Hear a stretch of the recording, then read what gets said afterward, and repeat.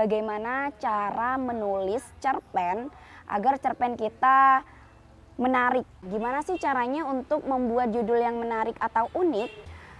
Jika kita tidak menghadirkan konflik di dalam tulisan kita, maka tulisan kita terlihat atau terasa hambar.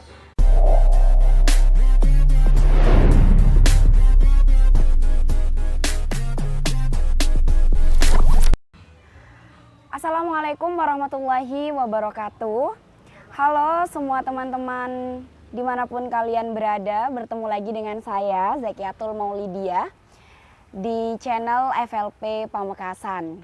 Oke, pada kesempatan kali ini saya akan memberikan tips untuk teman-teman di rumah. Bagaimana cara agar tulisan kita bisa tersampaikan ke pembaca itu dengan baik dan menarik gitu ya.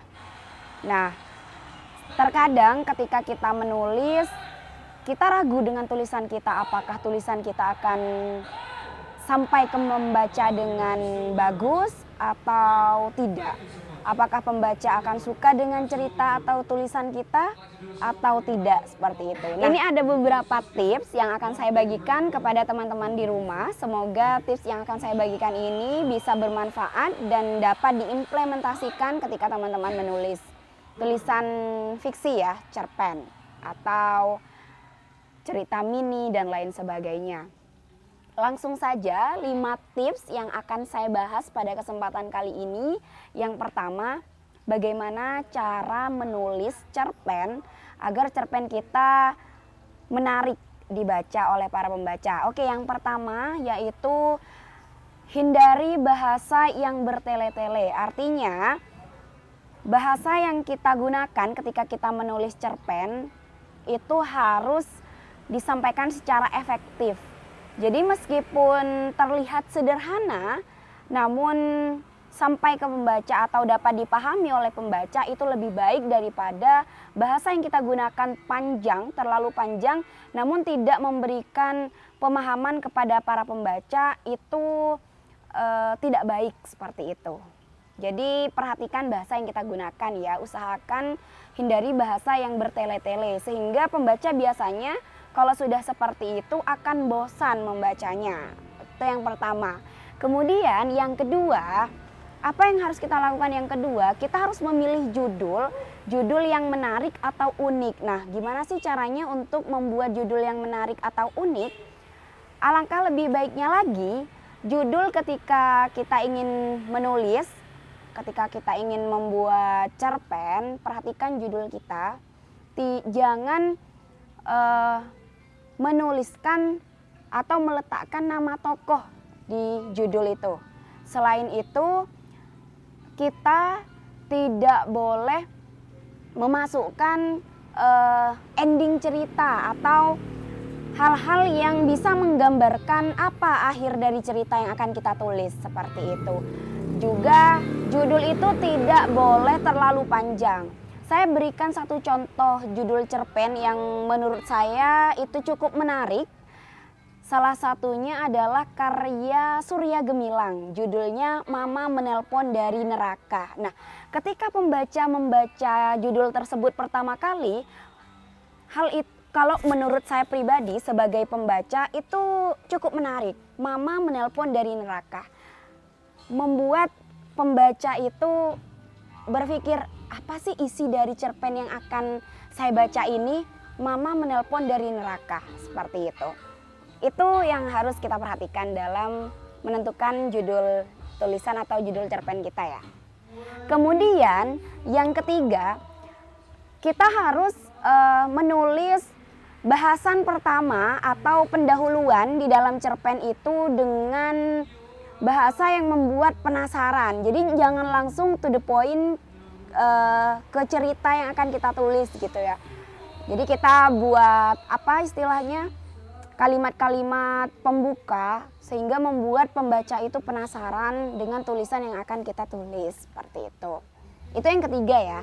Kemudian teman-teman yang keempat, ya kita harus menghadirkan konflik yang membuat pembaca itu tegang gitu ya. Artinya di dalam cerita itu memang wajib ada konflik ya, sesuai dengan struktur yang harus ada di dalam cerita.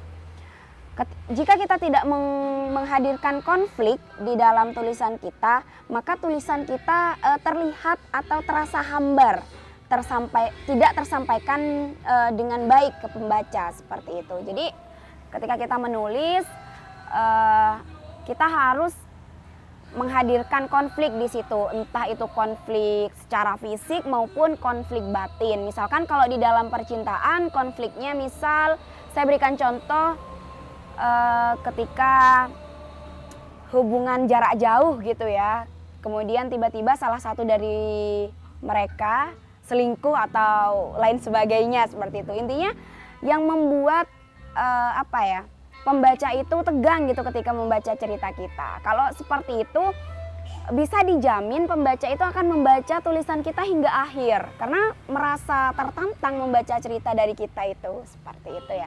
Kemudian yang terakhir, yang kelima ya, selain harus menghadirkan konflik yang menegangkan, kita juga harus menghadirkan atau membuat tulisan kita, di akhir tulisan kita itu mencengangkan. Ini hal yang masih sangat sedikit sekali ketika saya temui tulisan-tulisan di luar sana.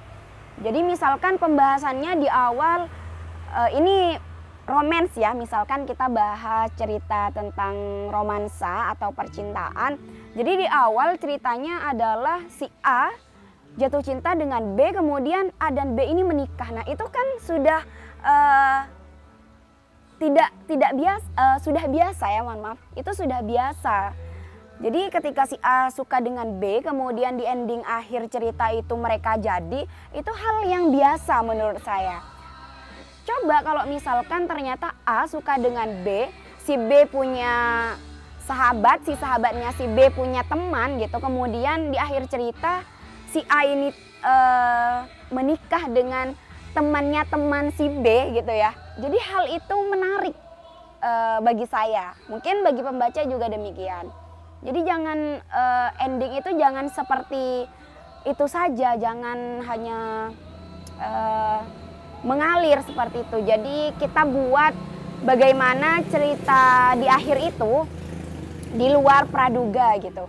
Yang awalnya pembaca menyangka bahwa ini nih pasti ini ceritanya seperti ini. Nanti ini akan mati nih. Biasanya seperti itu. Kita temui tidak hanya di cerpen ya, tidak hanya di tulisan. Kadang di film juga seperti itu. Kita menonton film misalkan ini ceritanya kemungkinan si A ini nanti akan kecelakaan lalu meninggal gitu, atau si A ini jatuh cinta kepada si B kemudian di akhir dia menikah dan punya anak bla bla bla gitu. Nah itu kan sudah lumrah ya, pembaca sudah bisa menebak. Jadi kita harus menghadirkan atau membuat ending dari cerita kita itu mencengangkan gitu. Jadi misalkan ekspektasi pembaca itu seperti ini, jadi dengan si B, misalkan A jadi dengan si B, jangan buat seperti itu. Bisa kita kembangkan cerita kita, bisa kita modifikasi, inovasikan ulang agar cerita kita itu lebih menarik endingnya, seperti itu ya. Karena jika tulisan kita itu menarik, pembaca tidak akan enggan untuk membaca cerita kita. Karena gini ya, ketika kita menulis untuk pertama kalinya dan tulisan kita itu tersampaikan dengan baik atau pembaca itu tertarik kepada tulisan kita, maka karya-karya kita selanjutnya atau tulisan-tulisan kita selanjutnya itu juga akan demikian. Nah, hal yang pertama yang kita lakukan tidak hanya di tulisan ya, di semuanya. Ketika kita pertama kali menulis, ketika kita pertama kali membuat cerpen, itu harus berkualitas ya. Jadi bagaimana caranya agar berkualitas dan menarik, tadi itu sudah saya sampaikan, ada 5 tipsnya, seperti itu. Ya mungkin hanya itu yang dapat saya sampaikan. Semoga video saya kali ini bisa tersampaikan dengan baik dan bisa memberikan manfaat kepada teman-teman di luar sana.